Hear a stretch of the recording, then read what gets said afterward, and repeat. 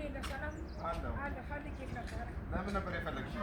እኔ በቃ በጣም ስለምወድህ ደብዳቤ ልሰጥህ ነበር። ደብዳቤ ልሰጥህ? እኔ ባለፈውም ሲጀመር ከሌላው እንጋጭሻለሁ። ከአንቺ ጋር ህይወት ይበቃኛል።